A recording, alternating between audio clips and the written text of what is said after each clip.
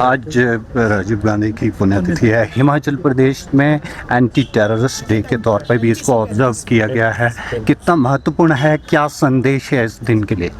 राजीव गांधी जी की पुण्यतिथि आज पूरे देश में मनाई जा रही है। राजीव गांधी देश के ऐसे प्रधानमंत्री थे जिन्हें युवा सोच को मजबूत किया। उन्होंने प्रदेश के युवाओं को अधिकार दिया, महिलाओं को अधिकार दिया। पहला अधिकार उन्होंने जब 18 साल की उम्र के युवा साथियों को वोट देने का अधिकार दिया, क्योंकि लोकतंत्र में वो चाहते थे युवाओं की भागीदारी हो। इसलिए उन्होंने जो वोटिंग की उम्र 21 साल से घटाकर 18 साल की, ये अधिकार राजीव गांधी जी ने दिया। उसके बाद महिलाओं को 73वां और 74वां संविधान संशोधन बिल लेकर महिला रिजर्वेशन की बात की, और पहली बार देश में 33% का आरक्षण राजीव गांधी जी की सोच, राजीव गांधी जी की विचार से निकला हुआ है, जिसके कारण आज पंचायती राज संस्थाओं में महिलाओं को 33% से बढ़ाकर, जब Sonia Gandhi ji CP Congress parliament party की अध्यक्षा बनी तो उसको बढ़ाकर 50% किया। आज चुनाव हो रहे हैं। एक सोच थी। और जो आईटी इंडस्ट्रीज आई है, सुपर कंप्यूटर जब अमेरिका ने देने से मना कर दिया तो उन्होंने कहा था 21वीं शताब्दी आईटी में हिंदुस्तान की होगी, और वो उसका परिणाम ये है कि आज बहुत सारी विदेशी मुद्रा जो है, जो आईटी में हमारे इंजीनियर बाहर जाकर पूरे विश्व को आईटी की संचार क्रांति के रूप में अग्रणी बना रहे हैं। उसमें सबसे बड़ा योगदान राजीव गांधी जी की सोच का था। सब योजनाओं को राजीव गांधी जी ने दिया और युवाओं की सोच को आगे बढ़ाकर उन्होंने ये योजनाएं लाई है। उनके सेक्रीफाइस को लेकर आज हिमाचल प्रदेश में सभी जगह शपथ ली गई है, एंटी टेररिस्ट डे के तौर पर मनाएंगे। राजीव गांधी जी और उनकी माता जी श्रीमती इंदिरा गांधी जी, अगर इस देश में 2 प्रधानमंत्रियों ने किसी ने कुर्बानी दी है तो उस उग्रवाद के वो शिकार हुए, और उन्होंने 2 देश के 2 कांग्रेस पार्टी के 2 प्रधानमंत्रियों ने, माता जी ने भी और बेटा जी ने भी अपनी कुर्बानी दी है। एंटी टेररिस्ट डे के रूप में आज ये सब का शपथ। शिमला में जो विकास हो रहा है उसको आज आपने स्थिति मॉनिटरिंग भी की? शिमला का मैं ये जो रोड चौड़े हो रहे हैं, मैंने कहा है कि शिमला में ट्रैफिक जाम की सुविधा रहती है, तो कई जगह अंडरपास बनाया जाए और कंक्रीट की तरह, जैसे कि पिछली भारतीय जनता पार्टी ने सुजौली का नक्शा बिगाड़ दिया, पूरा कंक्रीट के पुल बना के। मैंने कहा कि अंडरग्राउंड बनानी है, अंडरपास बनाएंगे। तो अभी हम इस सारी दृष्टिकोण से आपने देखा होगा कि डक्ट का निर्माण हो रहा है, और आईजीएमसी के पास भी मैंने एक अंडरपास बनाने का निर्देश दिया है, ताकि जो मेडिकल कॉलेज के हमारे स्टूडेंट्स हैं वो उनके जो लेक्चर थिएटर पार्किंग क्रॉस करके बनेंगे, तो उसको भी हम अभी कर रहे हैं। और शिमला में अंडरपास बनाने की जरूरत है हमें, ताकि डीकंजेस्ट कर सके और शिमला को सुंदर बना सके, ताकि पर्यटक यहाँ आ सके। सर, शिक्षा के क्षेत्र में जो हिमाचल 6ठे रैंक पे आया है, किस तरह से देखते हैं? क्या देखिए, 2021 में जब भारतीय जनता पार्टी की सरकार थी, केंद्र में भी भारतीय जनता पार्टी की सरकार थी, तब डबल इंजन की सरकार बोलते थे। डबल इंजन की सरकार ने क्या किया? प्रदेश की गुणात्मक शिक्षा को 21वें स्थान पर पहुंचाया। यानी कि जो सरकारी स्कूल में पढ़ने वाले बच्चे थे वो 5वीं की क्लास में होकर दूसरी की किताब नहीं पढ़ सकते थे। हमने शिक्षा में सुधार किया, पहली कक्षा से इंग्लिश मीडियम स्टार्ट किया, सीबीएसई स्कूल स्टार्ट किए, और जो हमारे ट्रेंड और एजुकेटेड टीचर थे, पढ़ने लिखाने में वो कंपटीशन के थ्रू आए, उन्होंने इसमें बहुत, टीचर और अध्यापकों ने इसमें बहुत बड़ा योगदान दिया। आज हम पूरे देश में 6ठे स्थान पर आए और हम गुणात्मक शिक्षा में और आगे स्थान पर जा रहे हैं। हमारा उद्देश्य 6ठे स्थान पर ना रहकर पहले स्थान पर पहुंचना है, और हम शिक्षा नीति में महत्वपूर्ण बदलाव करके आगे बढ़ रहे हैं। सर, जिस तरह से आपने कहा राजीव गांधी ने पीआरआईज में जो रिजर्वेशन दिया वो महत्वपूर्ण था। पंचायती राज जो चुनाव हो रहे हैं, रिसेंटली जो यूएलबीज के परिणाम आए हैं, उसमें दोनों कांग्रेस और BJP claim and counter claims कर रहे हैं हमारी विजय हुए। आपकी सरकार के लिए ये रिजल्ट्स कितने इम्पोर्टेंट हैं, और पंचायत के चुनाव में आप क्या देख रहे हैं? पहले तो भारतीय जनता पार्टी जिस चीज़ को क्लेम कर रही है उसका स्पष्टीकरण नहीं मिल पा रहा। मैं आपको स्पष्टीकरण दे देता हूँ। चंबा के 3 यूएलबीज के चुनाव आए, तीनों में कांग्रेस पार्टी ने जीत हासिल। कांगड़ा के 6 यूएलबीज के चुनाव आए, 6 में यूएलबी के चुनाव नगर पंचायत या नगर परिषद की हुए, 6 और 3 9 जगह आ गई।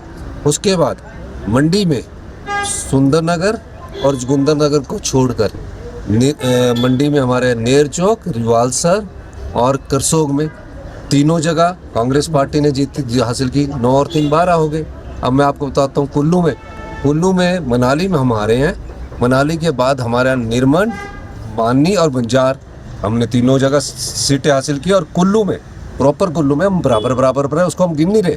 3 उनके, 3 उनके और फिर इंडिपेंडेंट है, तो हम उनको गिन नहीं रहे। इसी तरह हमारे 12 और 3 15 हो गया। आपको मैं इसलिए गिनाना चाह रहा हूँ। उसके बाद उन्ना में उन्होंने क्लेम किया, उन्ना में दौलतपुर चौक में हम जीते और हम आपके अम्ब में जीते, तो 15 और 2 17 ये भी ULBs होगी। और जो महतपुर है उसमें बराबर बराबर है, अभी उसमें बनना कुल्लू महतपुर में। उसके बाद सरका घाट बराबर बराबर है, 3 है, 1 है, तो सरका घाट को भी नहीं गिना। इनको आजाद में गिनो, बीजेपी को में तो ना मत गिनो। उसके बाद आप आ जाइए सोलन में हम सारी जगह हमारा चुनाव ठीक नहीं रहा। बिलासपुर में हमारा सारी जगह चुनाव ठीक नहीं रहा।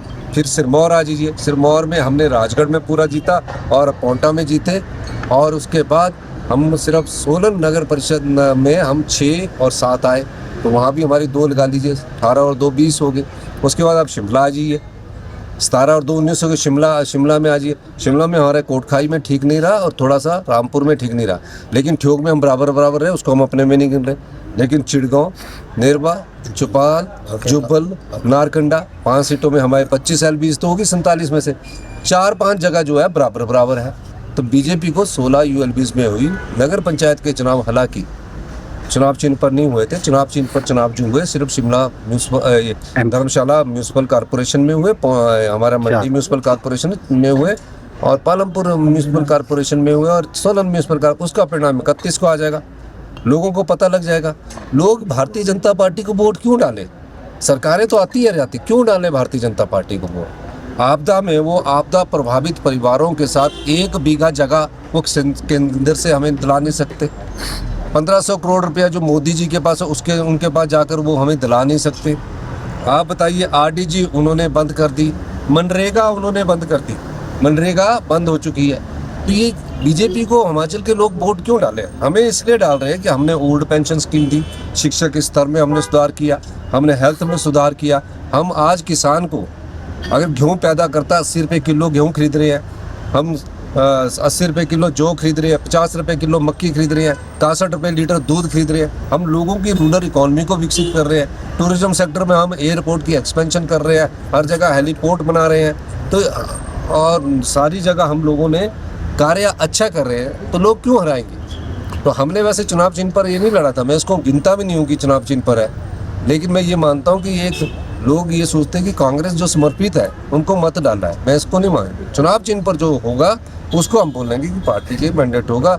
वैसे पंचायत के चुनाव हम चुनाव चिन्ह पर नहीं लड़ रहे हैं, जो भी इसमें जीतेगा हम उनको पंचायत के लोकतंत्र को मजबूत करने के लिए। आप इसको शुभ संकेत मानते हैं 2027 के लिए? बहुत शुभ संकेत मानते हैं। 3.5 साल में हमारे लोगों के बीच में रहे, पर इसको हम ये नहीं आंकलन कर सकते कि अगले चुनावों में हम इसमें कोई होगा। अगले चुनाव हमारे और 1.5 साल की परफॉर्मेंस पर डिपेंडेंट करेंगे कि हम अच्छा कार्य करेंगे।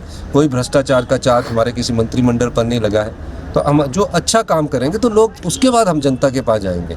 अब मैं ये इसलिए कह रहा हूँ कि पिछली बार जिला परिषद में 10 जगह भारतीय जनता पार्टी थी 2022 से पहले, तो उसमें क्या हुआ?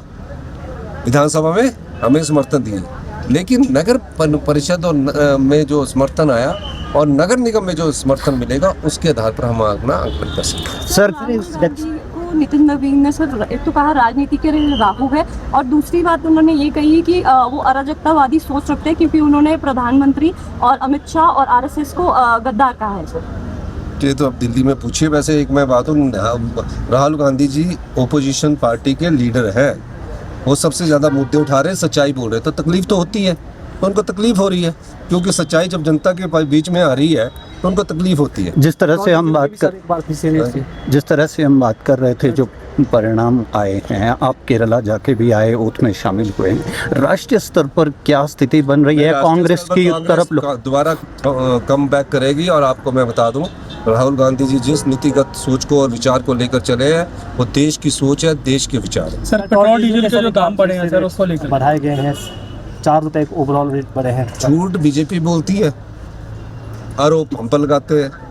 टीवी कमल में सोशल मीडिया इनका ऐसा चलता है कि सब कुछ वो लगा देते हैं। हमने विधानसभा में अनाथ और बिड्ढो बच्चों के लिए एक एक्ट में संशोधन किया कि हम डीजल पेट्रोल पर अगर हमें जरूरत होगी तो हम 5 रुपये तक का सेस लगा सकते हैं। हमने एक्ट पास किया, लगाया नहीं है, लेकिन उन्होंने बोला 5 रुपये बढ़ा दिए, 5 रुपये बढ़ा दिए। झूठी पार्टी है ये तो, बड़ी अब क्या हुआ, हमने तो बढ़ाया नहीं, उन्होंने 3 रुपये 90 पैसे बढ़ा दिए।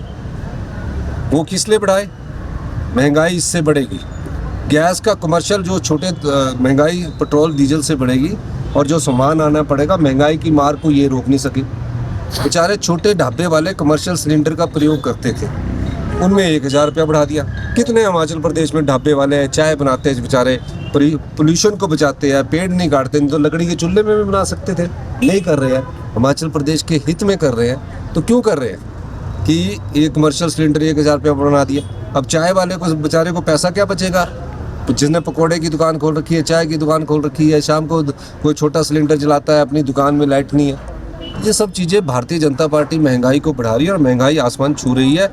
और राहुल गांधी जी ये आवाज़ उठाते तो उनको बोल देते हैं, ये ध्यान डाइवर्ट करने के लिए कोई शब्द का इस्तेमाल करते हैं। सर आखिर में हम जानना चाहेंगे, जिस तरह से तापमान बढ़ रहे हैं, अनयूजुअल वेदर कंडीशंस हैं, जैसा आप पीछे भी कहा है आपने, जो बारिश 3 सालों से भारी हो रही है, क्या हमें जो विकास में साइंटिफिक मेथड के साथ कुछ नीतिगत बदलाव लाने की बहुत अच्छी बात की, क्लाइमेट चेंज बढ़ चुका है, 1% 1 सेल्सियस डिग्री टेम्परेचर बढ़ा हुआ है। हम तो इस स्थिति से निपट रहे हैं। मैंने पिछली बार होम मिनिस्टर साहब से कहा था, उन्होंने एक IIT की टीम और साइंटिफिक लोगों की टीम बनाई है, वो स्टडी कर रही है। हम अपने साइंटिस्टों को भी कहा कि इसकी स्टडी कीजिएगा। जैसे आज बहुत तेज़ गर्मी पड़ रही है, बारिश बहुत हो रही है, तो ये सब टेम्परेचर बढ़ने के कारण हो रहा है, जिसका नुकसान प्रदेश पिछले 3 साल से सहन रहा है। तकरीबन 15 से 20 हज़ार करोड़ रुपये का नुकसान हो रहा है। तो हमें सब चीज़ों की स्थिति को पूरे देश को मिलकर लड़ना पड़ेगा, और हमें इस स्थिति का निपटान करने के लिए आगे बढ़ना पड़ेगा। आपके राज्य की खबरें, आपके शहर की खबरें सबसे पहले जानने के लिए देखते रहें अमर उजाला। चैनल को सब्सक्राइब जरूर कर लें और पाएं हर अपडेट।